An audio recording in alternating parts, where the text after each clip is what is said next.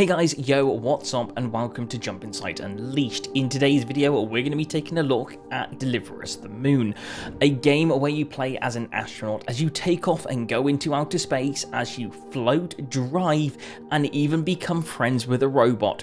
This game has you entitled to do one and one mission only. Deliver us the moon. Welcome to Jump Inside Unleashed, and here are some things that we like and dislike about Deliver Us the Moon. Let's get going. So what do we think about Deliver Us the Moon? Well, let's start off with spaceflight. Spaceflight is one of the best things in this game.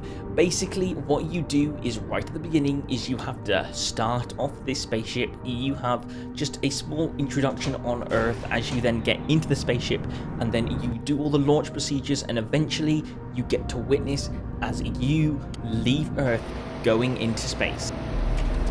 Rocket boosters, ignition start. Engines ready in 5, 4, 3, 2, start 1. We have liftoff. It is probably one of the best going into space games I've seen. There's not many of them, and this is definitely top ranking in having that lovely feeling of being an astronaut launching from the Earth and going into space. It is amazing. I love this scene ever so much, and just to look on the side and just witness Earth as you're leaving it, it is beautiful. Right, moving on.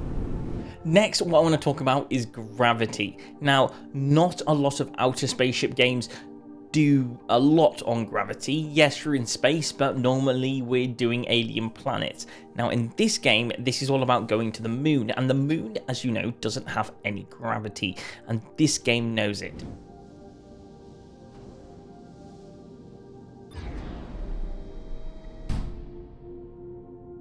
Because the moment you're into space, you don't have gravity. The moment you land on this space station-y place out in space, you're gonna be able to move around it very much so by being in first person and just feeling everything. You're gonna be floating around in this place. It's beautiful. I love how they do it, and it's a lovely first person fly around. There's no up, down, left, or right. This game is gonna have you in a position where one time that might be up and then the next time that might be up. I mean, you're not going to know which way is forward, back, left, or right inside this space station place, and it's really cool because not many games give you that feeling. This game does it beautifully.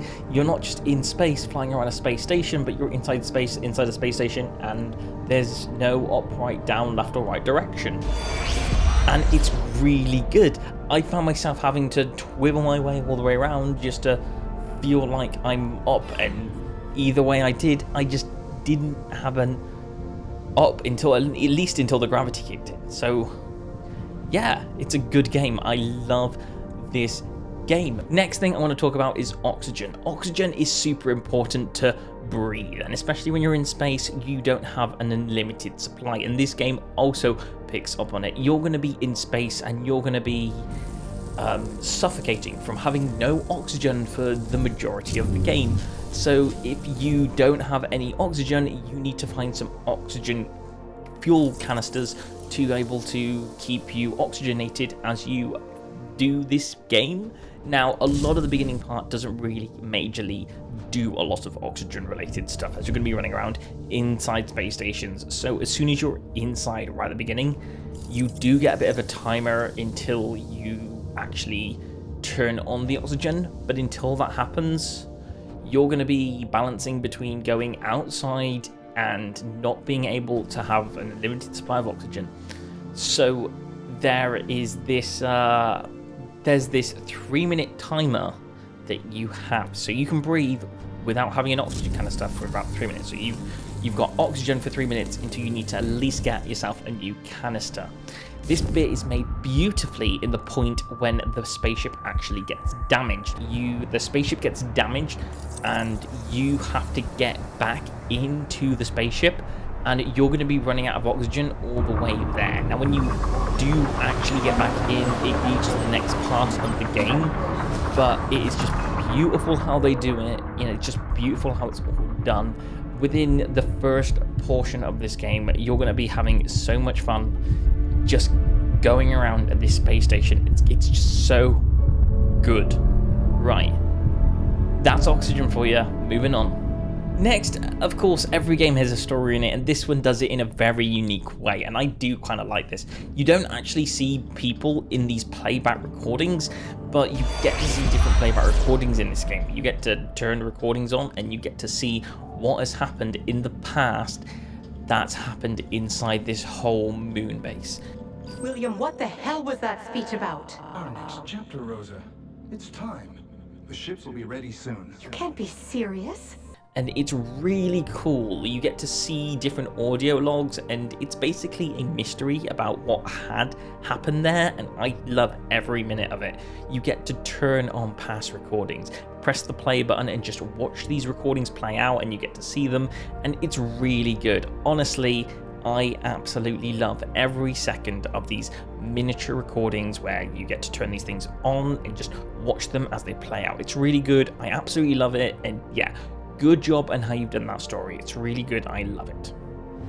And the next thing I want to say is this is also a puzzle game. There are going to be bits and things in this game where you're going to need to solve. They're not going to be drastically hard. If you look around, you'll get used to them. Maybe some might take a little bit longer to get used to than others, but basically you're in space and you've got to look around things to get through places. So you will be introduced to your tiny little robot friend, which is going to be amazing. Absolutely love the robot friend. He's going to be your companion, but to do that, you need to turn him on, and one of the first major puzzles that you're gonna maybe struggle in the game, because a lot of it is very easy, you're gonna need to turn him on by doing different electrical circuit systems. So I wouldn't say this game's hard for puzzle players, but it is a puzzle game in some areas where you do need to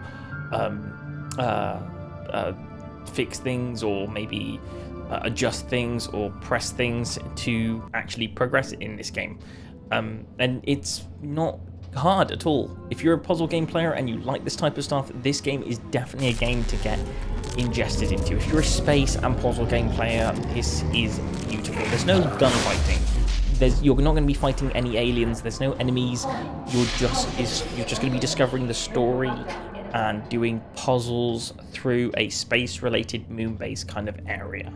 So yeah, it's really good. I absolutely love it. But yeah, those are just some things that you might, witness while playing this game.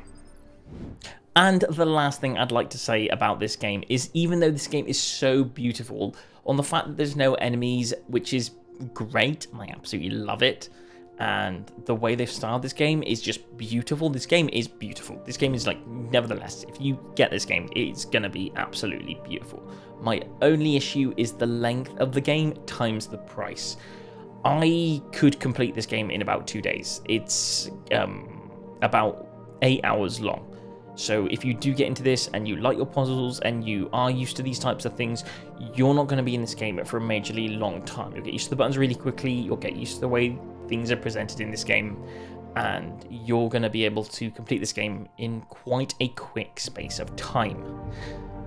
And the game price is around £20, which is about $25, and it's good. It's a good game, but is it too much pricing for what the game has to offer? I think if you're into this type of thing and you do want to check this thing out and it looks intriguing, yeah, definitely go for it. But don't think that you're going to be spending days and days in space. This is a very straightforward story game where you're going to be solving puzzles and you're going to be very quickly completing them in the space of 8 hours. There are some really long, lengthy puzzle games out there. This is not one of them. Now, there are some short puzzle games out there that are a lot cheaper, and you can more than welcome to go and search for them. And yeah, I agree that, that they're also very good, but this game is special.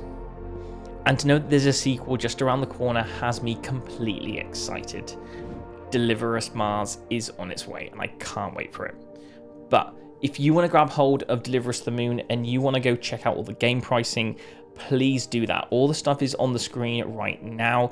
Again, it's going to cost you around that £20 or $25 mark, depending on what time you get it and where you get it from. I'm hoping that this game gets added onto Game Pass because it would be very cool. But yeah, tell me what you think. If you do want to get this game or you're not sure, tell me in the comments below. I will be much happy to reply to you. So yeah, tell me what you think, and I will see you on another Jump Inside video. Thank you, and goodbye.